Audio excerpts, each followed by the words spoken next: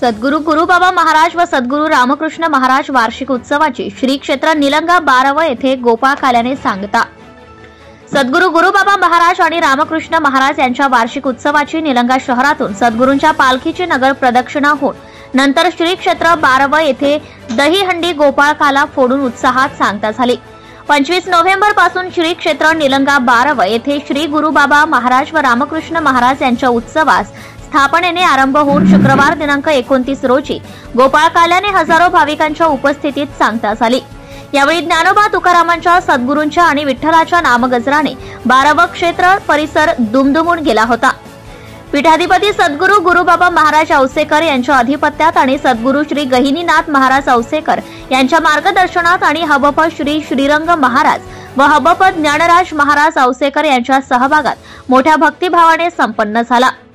या उत्सवात हबप वीरनाथ महाराज शेडजी निटूरकर, हबप श्री ज्ञानराज महाराज औसेकर, हबप श्री श्रीरंग महाराज औसेकर, सद्गुरू श्री गुरुबाबा महाराज औसेकर व सद्गुरू गहिनीनाथ महाराज औसेकर यांची कीर्तन सेवा गुरुबाबा रामकृष्ण महाराज यांच्या समाधी समोर संपन्न झाली। निलंग्याच्या 12 क्षेत्री दरवर्षी होणाऱ्या उत्सवास निलंगा व पंचक्रोशीतील नित्यनेमाचे सद्भक्त शिष्य आपली सेवा वीरनाथ महाराज चरित्र ग्रंथाचे पारायण कडाक्याच्या थंडीचे दिवस असताना मोठ्या उत्साहाने मोठ्या संख्येने उपस्थित राहून करतात। हबप गुरुभक्त श्री मनोज महाराज लांबोटकर हे पारायणाची व्यासपीठ सांभाळतात। या उत्सवात जवळपास 30 ते 40 गावातून ज्ञानोबा तुकाराम, सद्गुरू वीरनाथ मल्लनाथ महाराज आणि रामकृष्ण गुरुबाबा महाराज यांच्या नावाचा जयघोष करीत आपापल्या गावातून निलंग्यात उत्सवास्थळी येत असतात। हजारो टाळकरी भाविक भक्त कीर्तन, चक्री भजन, प्रवचन, दर्शन व महाप्रसादाचा लाभ घेतात। सलग 5 दिवस निलंग्यात या उत्सवामुळे भक्ती उत्साहाचे वातावरण निर्माण होते। गुरुबाबांनी श्री रामकृष्ण गुरुबाबा महाराज यांच्या समाधी सम्मुख चक्री भजनाची सेवा करून नंतर पालखीसह निलंगा नगर प्रदक्षिणेसाठी दिंडी निघाली।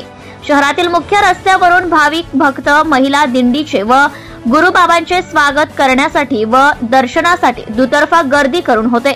नंतर दिंडी बारवात येऊन खेळ खेळूया, फुगडी, हमाम भुलई व काल्याचा अभंग होऊन दहीहंडी काला फुटला। यावेळी हजारो भक्तांनी सद्गुरूंचे स्मरण व दर्शन घेऊन काल्याचा प्रसाद घेतला।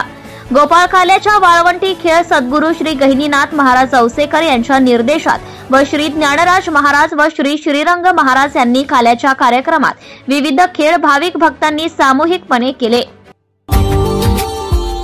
Subscribe now and press the bell icon.